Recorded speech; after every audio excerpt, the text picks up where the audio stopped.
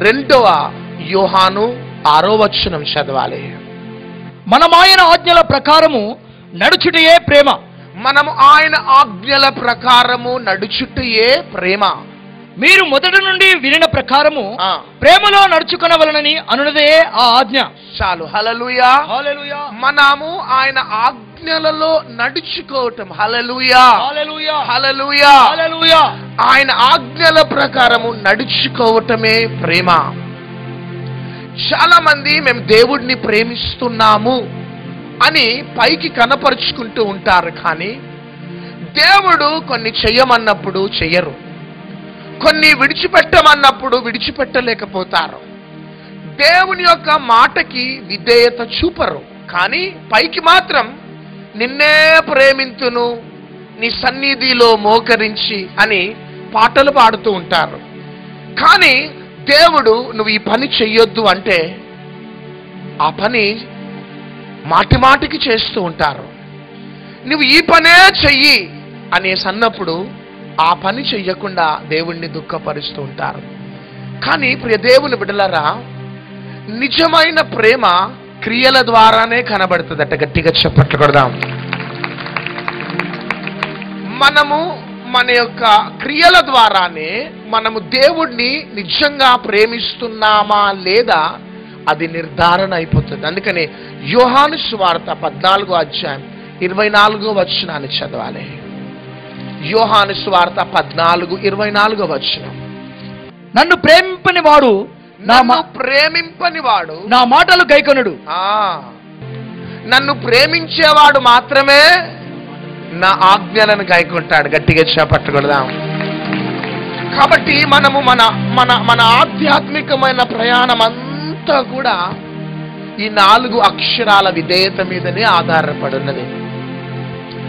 Bible గ్రంథంలో ఆదికాండం నుంచి ప్రకటన గ్రంథం దాకా కూడా సేవకులు కావచ్చు, రాజులు కావచ్చు, ప్రవక్తలు కావచ్చు, ఒక ప్రవక్తలు పిలిచి అన్నాడు, నువ్వు ఆ వేశ్యని వివాహం చేసుకో అన్నాడు. వద్దు అనలే, కానీ ఆ వేశ్యని వివాహం అనగానే వెళ్ళి ఆ వేశ్యని వివాహం చేసుకున్నాడంతే. దానిని ఏమంటారు? విధేయత అనేసి అంటారు. ఆ ప్రవక్త దేవుణ్ణి ఎక్కువగా ప్రేమిస్తున్నాడు కాబట్టి, దేవుని యొక్క మాటకి విధేయత చూపుతున్నాడు కాబట్టి, దేవుడు ఏం చేసినా నా మంచి కోసమే చేస్తాడు. గట్టిగా చెప్పట్లు కొడదాం. నేను రొట్టెను అడిగితే రాయినివ్వడు, చేపను అడిగితే పామునివ్వడు, గుడ్డిని అడిగితే తేనెలివ్వడు నా దేవుడు. కాబట్టి ఆయన చెప్పిందే నేను చెయ్యాలి, ఎందుకంటే నేను ఆయనని ప్రేమిస్తున్నాను అంటానికి నిర్ధారణ కావాలి. హల్లెలూయా. హల్లెలూయా. నా ప్రియ సహోదరుడ సహోదరి, పరిగెత్తుతున్నావు, ప్రయాసపడుతున్నావు, కానీ నీ జీవితంలో జరగవలసిన కార్యాలు జరగటలే. నీకు ఇష్టం వచ్చిన వాటికి మాత్రం విధేయత చూపుతున్నావు. నీకు అయిష్టమైనవి, కొన్ని కష్టమైనవి దేవుడు విధేయత చూపమన్నప్పుడు నువ్వు చూపెట్టలేకపోతున్నావు. కానీ ప్రియ సహోదరి సహోదరుడా, దేవుడు చెప్పిన ప్రతి మాటకి ఒక వ్యక్తి గాని విధేయత చూపెడితే ఆ వ్యక్తిని, రోడ్డు మీద ఉన్న వ్యక్తిని, పెంట కుప్పలో ఉన్న ఆ వ్యక్తిని దేశం యొక్క ఉన్నతమైన స్థాయిలోకి తీసుకుని వెళ్ళిపోతాడు. గట్టిగా చప్పట్లు కొడదాం. హల్లెలూయా. అందుకనే నేను దేవుణ్ణి ప్రేమిస్తున్నాను, నా హృదయంలో దేవునికి ఎంత ప్రాధాన్యత ఇస్తానో, ఎంత చోటిస్తానో అది దేవునికి తెలుసు. అది మనుషులకి కనబడకపోయినా దేవునికి తెలుసు అని సమర్థించుకోవటం కాదు. కానీ నువ్వు నిజంగా దేవుణ్ణి ప్రేమిస్తేనట క్రియల ద్వారా కనబరుస్తావట. హల్లెలూయా. అంతరంగంలోనే పెట్టుకొని నువ్వు సెల్ఫ్ బోస్టింగ్ చేసుకో. నాకు నా దేవునికి తెలుసులే, మీకు తెలిస్తేంది, తెలవకపోతేంది అని అనరు. కానీ నిజంగా దేవుణ్ణి ప్రేమించి దేవుని మాటకు విధేయత చూపేవారు క్రియల రూపకంలో వారి యొక్క ప్రేమనంతా కూడా కనపరుస్తారు. హల్లెలూయా. హల్లెలూయా. అందుకనే చూడండి, ఆదికాండం 22వ అధ్యాయం 2వ వచనాన్ని చదవాలి. అప్పుడు ఆయన నీకు ఒక్కడై ఉన్న నీ కుమారుని అనగా నీవు ప్రేమించు ఇస్సాకును తీసుకొని మోరియా దేశమునకు వెళ్ళి అక్కడ నేను నీతో చెప్పబోవు పర్వతములలో ఒకదాని మీద దహన బలిగా అతను అర్పించమని. ఆమేన్, హల్లెలూయా.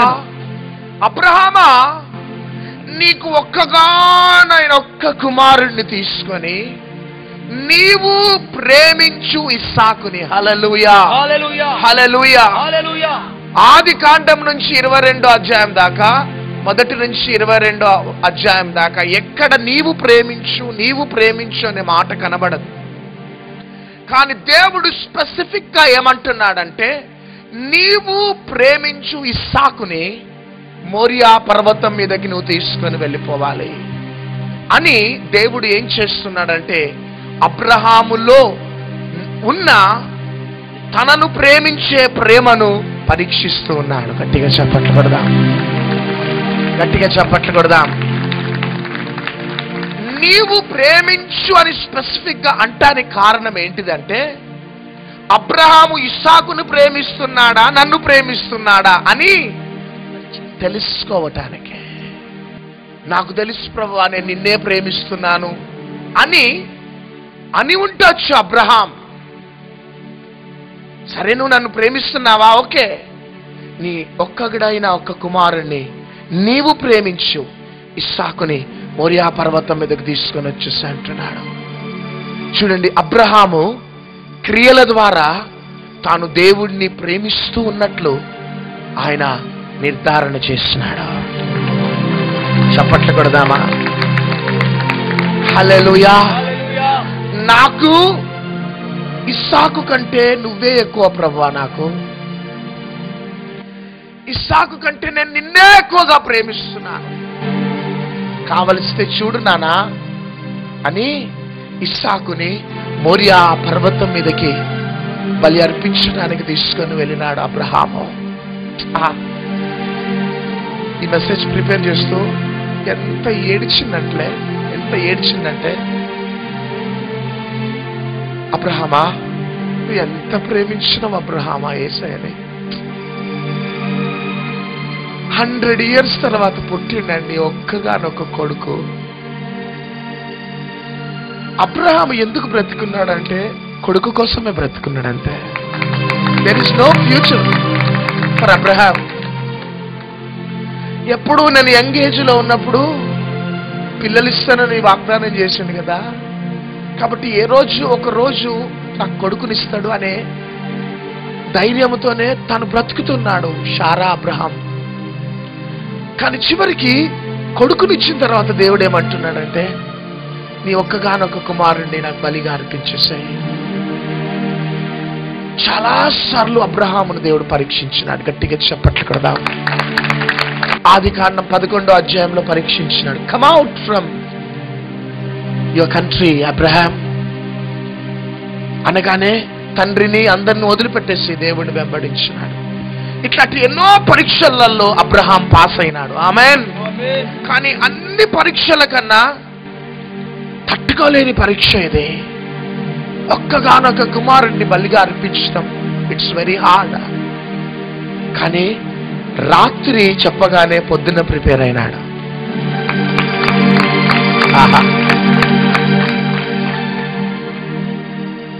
రాత్రి చెప్పగానే ఒక వారం రోజులు ఫాస్టింగ్ ప్రేయర్ లో ఉండి చెప్తా ప్రభు అనలే.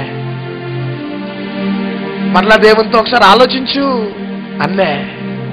ఒక్క మాట మాట్లాడలేదండి అబ్రహాము. చిన్న కుమారుణ్ణి తీసుకుని మోరియా పర్వతం మీదకి వెళ్ళిపోయినాడు. దేవుని బిడ్డలారా, దేవుని యొక్క హృదయ వాంఛ ఏంటిదంటే, మనం దేవుని కంటే ఎవరిని ఎక్కువగా ప్రేమించండి. చప్పట్లు కొడదామా? దేవుడు సాటిస్ట్ కాదు ఆ ఆజ్ఞ మనకి ఇవ్వటానికి. కానీ ఈ భూమి మీద తల్లిదండ్రులైన ఎవరైనా యేసయ్య చేసిన త్యాగము మన కోసం ఎవరు కూడా చేయలే.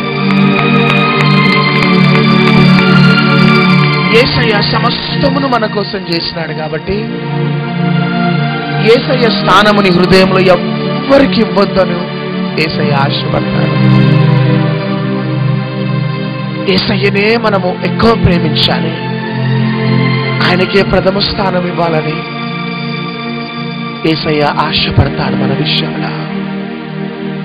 అందుకనే అబ్రహాముకు పరీక్ష. అబ్రహామా, నీవు ఎక్కువగా ప్రేమిస్తున్నావు చూడు,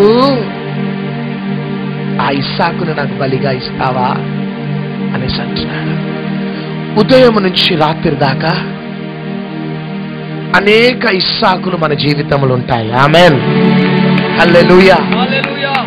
నిద్ర అనే ఇస్సాకు. ఏ ఇస్సాకు? నోర్లు తెరవాలా? గాఢ నిద్రపోయే ఇస్సాకు. కొంతమందికి అందమనే ఇస్సాకు.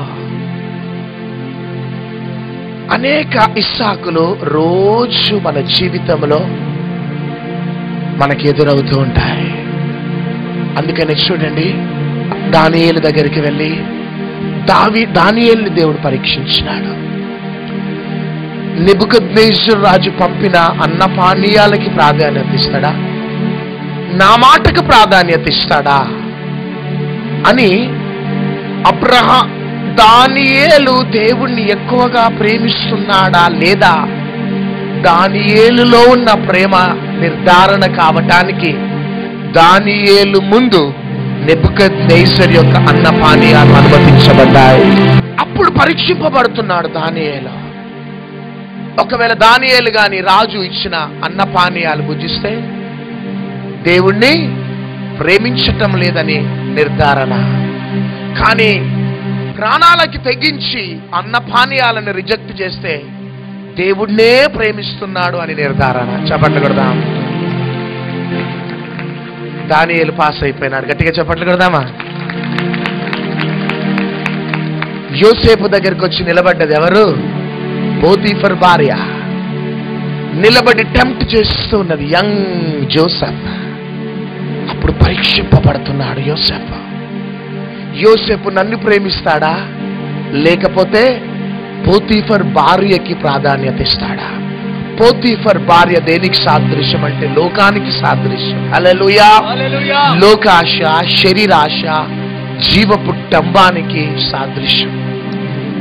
కాబట్టి ఎప్పుడైతే ఆ యొక్క పరీక్షలో యోసేపు నిలబడ్డాడో పోతీఫర్ భార్యను రిజెక్ట్ చేసినాడు, దేవుణ్ణి ప్రేమించినాడు. అంతేకాక ఆదికాండము 2వ అధ్యాయం 9వ వచనం, మరియు దేవుడైన యెహోవా చూపునకు రమ్యమైనది ఆహారమునకు మంచిదినైనా ప్రతి వృక్షమును ఆ తోట మధ్యను జీవ వృక్షమును మంచి చెడ్డలు తెలివినిచ్చు వృక్షమును నేల నుండి మలిపించెను. హల్లెలూయా. రెండు వృక్షాలట. ఏం వృక్షాలు? జీవ వృక్షము, మంచి చెడులను తెలివినిచ్చి వృక్షం.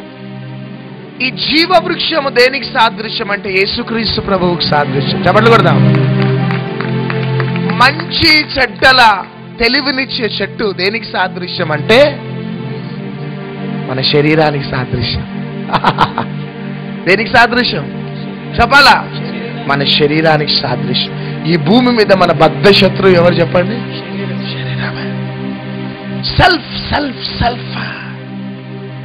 కాబట్టి రెండు, శరీరానికి మంచి చెడ్డలను తెలివినిచ్చు ఆ వృక్షంపై ఇంపార్టెన్స్ ఇస్తాడా, జీవ వృక్షంపై ఇంపార్టెన్స్ ఇస్తాడా అని రెండు చెట్లు వేసినాడు. హల్లెలూయా. కానీ ఆదాము అవ్వ జీవ వృక్షాన్ని విడిచిపెట్టేసి మంచి చెడులని తెలివినిచ్చు ఆ వృక్షంపై వారి మనస్సులను కేంద్రీకరించి వారి ముందున్న ఎగ్జామినేషన్ లో ఏమైపోయినారు? ఫెయిల్ అయిపోయినారు. హల్లెలూయా, హల్లెలూయా. ఈ విధంగా బైబిల్ గ్రంథంలో చాలా మందిని దేవుడు పరీక్షించినాడు. చూడండి, నువ్వు యేసయ్యను నమ్ముకోగానే దేవుడు నిన్ను గొప్పవాణిగా చేయడు. నువ్వు యేసయ్యను నమ్ముకోగానే రేపటి దినమున భాగ్యలక్ష్మి లక్కీ లాటరీ పడదు నీకు. ఇచ్చినారా? కానీ యేసయ్యను నమ్ముకోగానే నువ్వు పరీక్షింపబడతా ఉంటావు. చెప్పట్లు కదా. ఏ విధంగా పరీక్షింపబడతావంటే, నువ్వు యేసయ్యను ఎక్కువగా ప్రేమిస్తున్నావా, లేకపోతే లోకాన్ని ఎక్కువగా ప్రేమిస్తున్నావా? యోసేపు పరీక్షింపబడ్డాడు, దానియేలు పరీక్షింపబడ్డాడు, రెండవదిగా ఆదాము అవ్వ పరీక్షింపబడ్డాడు, దావీదు పరీక్షింపబడ్డాడు, చివరికి సంసోను పరీక్షింపబడ్డాడు. ఒక వ్యక్తి మీద దేవుడు ఆధారపడి తన బాధ్యత మన భుజాల మీద పెట్టాలి అంటే ఆ వ్యక్తి పరీక్షింపబడాలా. హల్లెలూయా. ఏ విధంగా దేవుడు పరీక్షిస్తాడంటే, దేవుణ్ణి ఎక్కువగా ప్రేమిస్తున్నావా, లేకపోతే లోకాన్ని ఎక్కువగా ప్రేమిస్తున్నావా? దీంట్లో గాని మనము పాస్ అయినామంటే దేవుడు రాత్రిని ఉన్నత స్థాయిలోకి తీసుకెళ్తాడు. హల్లెలూయా. కాబట్టి చాలా సార్లు ప్రొద్దున లేచినప్పటి నుంచి పండుకునేదాకా జీవవృక్షం ఉంటది మన ముందు, మంచి చెడ్డలని తెలివినిచ్చి వృక్షం ఉంటది. ఆమేన్. హల్లెలూయా. దేవుని ఆజ్ఞ ఉంటది, నెబుకద్నెజర్ రాజు పంపే అన్నపానీయాలుంటాయి. దేవుడుంటాడు, పోతీఫర్ భార్య ఉంటది. దేవుడుంటాడు, ఇస్సాకు కూడా మన ముందుంటాడు.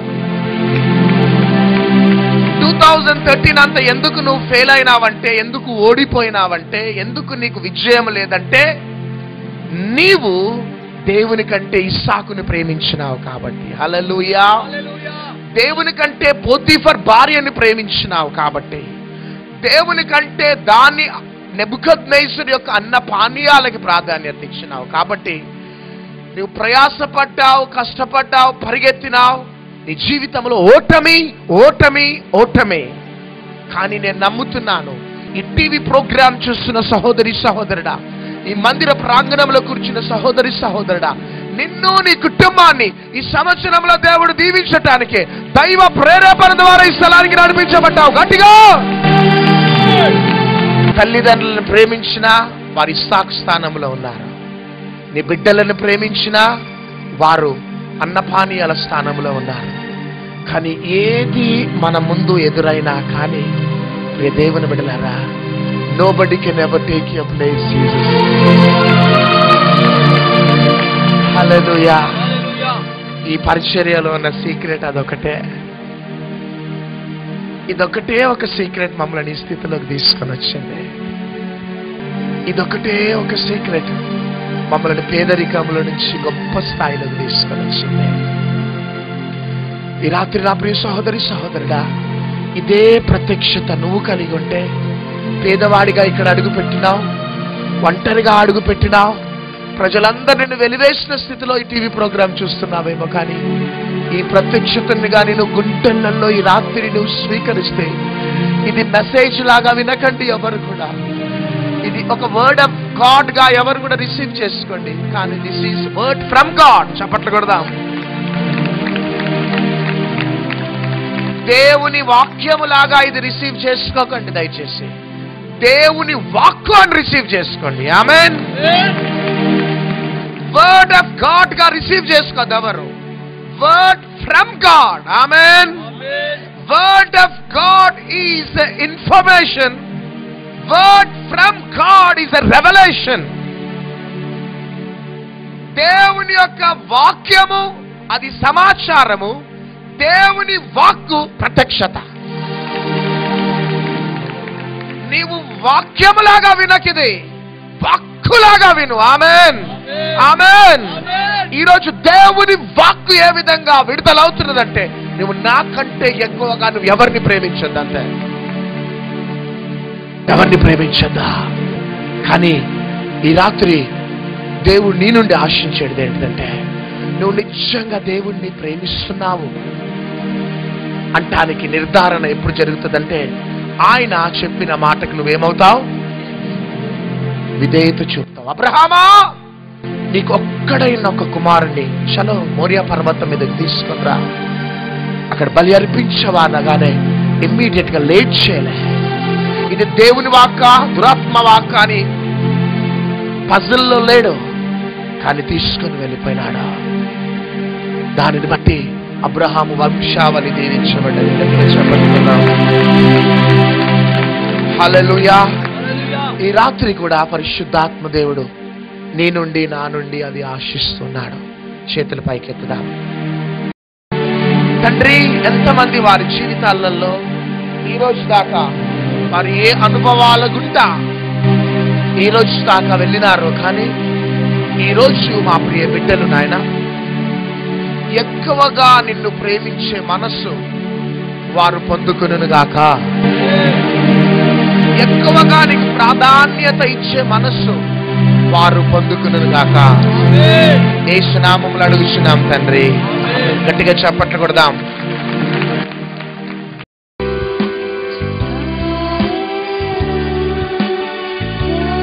భుజాల నొప్పి, నడుము నొప్పి, కీళ్ళ నొప్పి, పాదాల నొప్పి, తల నొప్పి సమస్తం ఇప్పుడే మీ శరీరాలను విడిచిపెట్టి వెళ్ళిపోతున్నాయి.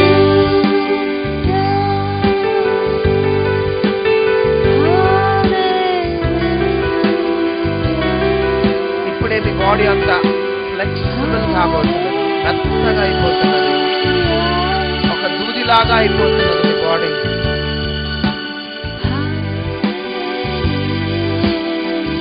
బలమైన స్వస్థతలు జరుగుతున్నాయి.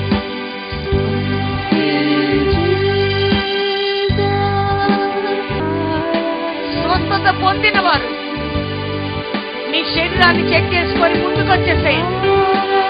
మీ భుజాల్లో నొప్పి, వెన్నుపూస భాగంలో ఉన్న నొప్పి ఇప్పుడే మీ శరీరాన్ని విడిచిపెట్టి బయటికి వెళ్ళిపోయింది. స్వస్థత పొందిన వారు, ఏ వ్యాధి నుండి నువ్వు స్వస్థత పొందినా, యేసయ్య నన్ను తాకాడు నాకు స్వస్థత జరిగింది అన్నవారు చెక్ చేసుకొని త్వరగా ముందుకు వచ్చేసేయండి. నేను కృష్ణా డిస్ట్రిక్ట్ న్యూజివీడ్ దగ్గర నుంచి వచ్చాను. ఇంతకు ముందు వాకర్తో నడిచేవాడు. వాకర్తో నడిచేవాడు. Walker wonderful. ఇంతకు ముందు వాకర్తో నడుచుకుంటూ వచ్చావు. వాకర్తో నడుచుకుంటూ వచ్చాను. ఇప్పుడు ఫ్రీగా నడవగలుగుతున్నావు ఆరాధనలో. ఫ్రీగానే ఉన్నాను. ఇప్పుడు నీకు వాకర్ లేకుండా నడవగలుగుతున్నావు. నడవగలుగుతాను. ఇంతకు ముందు సపోర్ట్ తో నడిచావు. ఎన్ని సంవత్సరాల నుంచి? ఎప్పటి నుంచి? 10 months నుండి. 10 months నుంచి. 10 నెలల నుంచి. 10 నెలల నుంచి నడిచి చూపి ఒకసారి.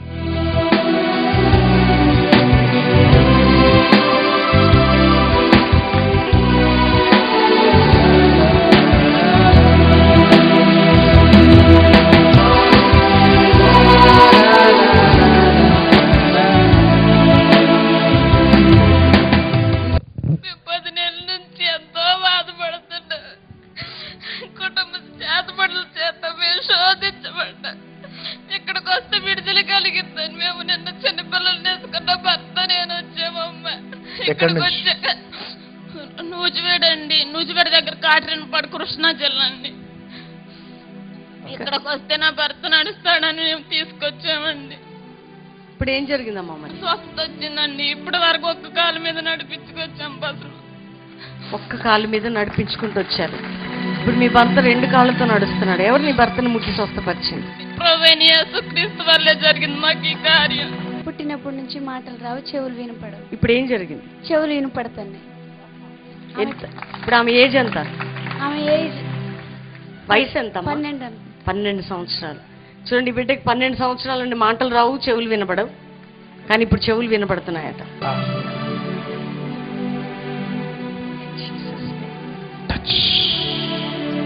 యేసయ్యా, యేసయ్యా వినబడుతున్నా ఇప్పుడు? చూడండి, దేవుని బిడ్డలు చూడండి, మీ అందరికి బిడ్డలు ఉన్నారు కదా. ఈ బిడ్డ ఇట్లుంటే యేసయ్యకి సంతోషం, మనకు సంతోషం. చెప్పండి, చెప్పాలి మీరందరూ. ఈ బిడ్డ దేవుని స్తుతించి ముందు రోజుల్లో పాటలు పాడుతూ దేవుని నామాన్ని గణపరచాలి. ఈ పక్క పక్క చెవంతా వచ్చేదమ్మా. ఎప్పటి నుంచి? 4-5 నెలల నుంచి వస్తుంది. ఇప్పుడు పేరు చేసినాక తక్కువ. ఎక్కడి నుండి వచ్చావు? డోర్నకల్ నుంచి. అమ్మ, నాకు చాలా రోజుల నుండి గొంతు నొప్పి, అంటే కుతికెళ్ళి అంటారు కదమ్మా, అవి ఉండేటి. ఈ రోజు తగ్గి దేవుడు ముట్టి స్వస్థపరిచింది. ఎక్కడి నుండి వచ్చావు? నేను ఇందారం రామారావుపేట నుండి వచ్చాను.